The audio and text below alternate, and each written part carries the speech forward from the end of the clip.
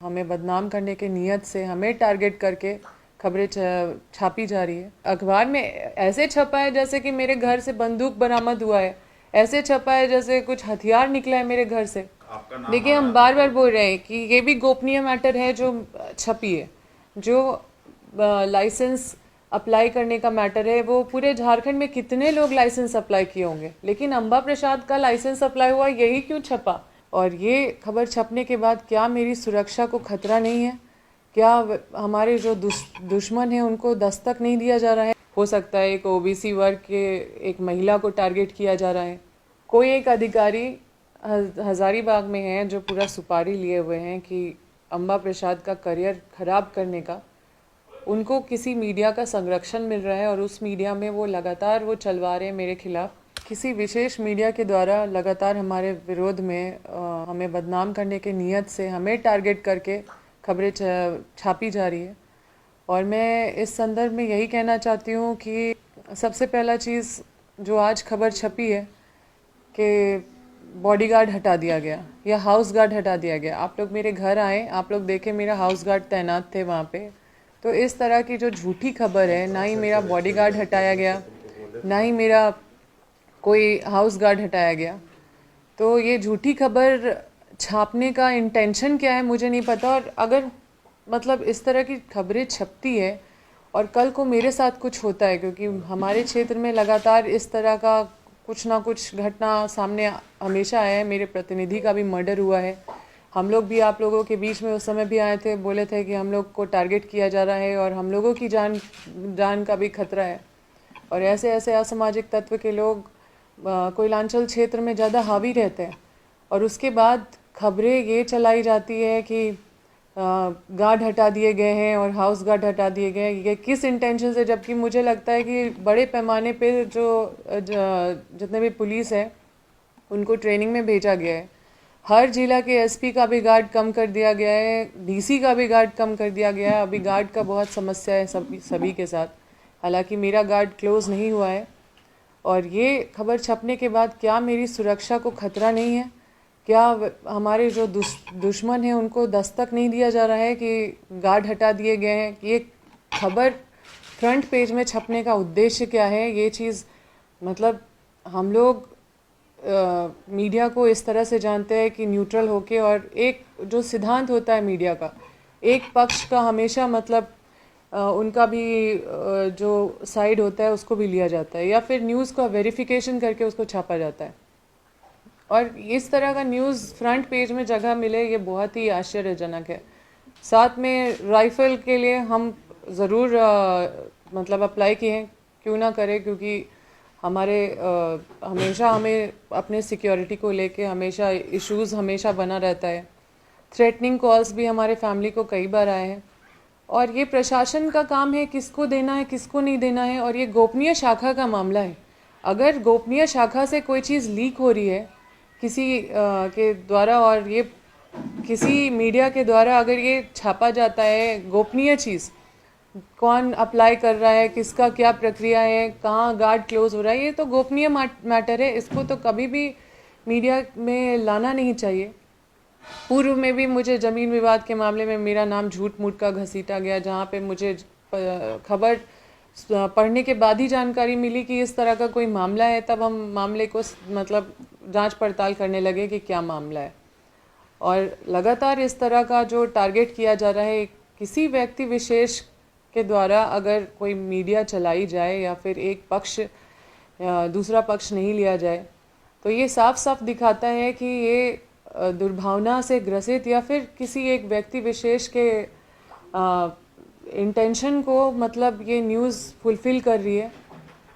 तो इस तरह का न्यूज़ का मैं कड़ा निंदा करती हूँ। और मैं मीडिया बंधु से ये जो हमारे संविधान के चौथे स्तंभ है, जो एक समाज सुधारक है, जो समाज के ऐसे ऐसे चीज़ों को लोगों के बीच लाते हैं, वैसे मीडिया पे हमेशा विश्वास बना रहे, इसलिए हमने आप लोगों को बुलाया है कि इन चीज़ों को हम आपके माध्यम से वैसे मीडिया तक पहुंचाना चाहते हैं जो मीडिया किसी एक व्यक्ति विशेष के कहने पे काम कर रही है। और मीडिया का जो सिद्धांत है, मीडिया का जो रूल है, जो एक मतलब एक तरीका है मीडिया का अपना जो मतलब जो एक संवैधानिक उनको जो अधिकार मिला हुआ है, जिस अधिकार के तहत वो न्यूट्रल होके काम करते हैं, वो चीज़ मीडिया को करना चाहिए, जो कई सारे मीडिया कर भी रहे हैं।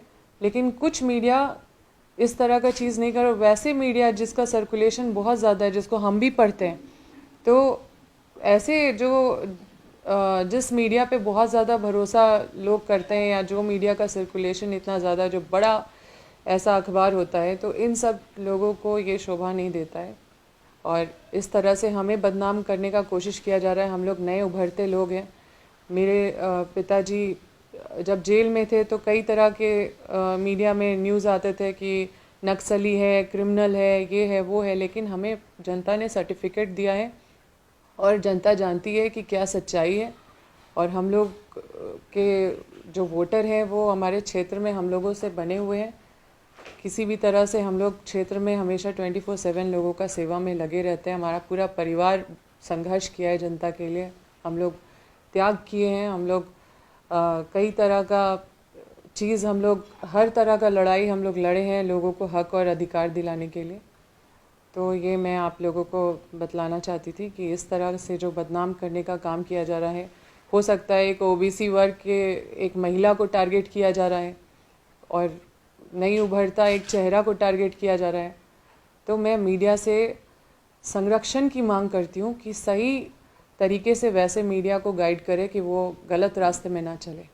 देखिए, हम बार बार बोल रहे हैं कि ये भी गोपनीय मैटर है जो छपी है, जो लाइसेंस अप्लाई करने का मैटर है। वो पूरे झारखंड में कितने लोग लाइसेंस अप्लाई किए होंगे, लेकिन अम्बा प्रसाद का लाइसेंस अप्लाई हुआ, यही क्यों छपा?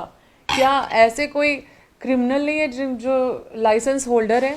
ऐसे ऐसे लोग जो पता चलता है कि उनका अखबार में ऐसे छपा है जैसे कि मेरे घर से बंदूक बरामद हुआ है, ऐसे छपा है जैसे कुछ हथियार निकला है मेरे घर से। तो ये तो बड़ा ही विचित्र बात है। और ज़मीन विवाद का मामला में तो देखिए, वो जो अधिकारी जो हमें बदनाम करने के लिए जो सुपारी लिए हुए हैं कि इसका राजनीतिक करियर ख़राब करेंगे हज़ारीबाग में रहते हुए, और वो उनको प्रभात खबर का पूरा मतलब किसी एक मीडिया का पूरा सहयोग मिल रहा है। कोई एक अधिकारी हज़ारीबाग में है जो पूरा सुपारी लिए हुए हैं कि अम्बा प्रसाद का करियर ख़राब करने का, उनको किसी मीडिया का संरक्षण मिल रहा है और उस मीडिया में वो लगातार वो चलवा रहे हैं मेरे खिलाफ, जिसका कोई साक्ष्य नहीं है, कोई प्रमाण नहीं है, ना मेरे ऊपर कोई कार्रवाई हो सकती है क्योंकि कहीं हम हैं नहीं। और लगातार ये कोशिश करना मुझे बदनाम करने का एक विशेष पदाधिकारी के द्वारा किया जा रहा है और एक बड़े मीडिया में ये सब छपवाने का काम कराया जा रहा है, उस पर जगह दिया जा रहा है।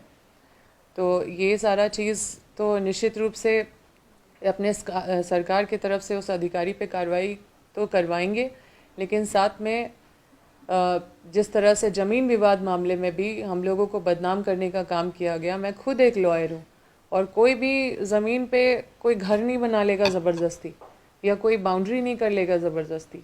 ये पूरा एक कॉन्स्पिरेसी है।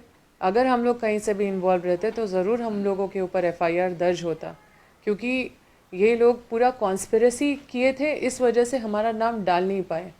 आप जानते हैं कि इसी सरकार में मेरे ऊपर एक 48 लाख निकासी का भी एफआईआर हुआ था, उसमें भी सुपरविज़न हुआ, जांच हुआ, उसमें भी मुझे क्लीन चिट मिला है।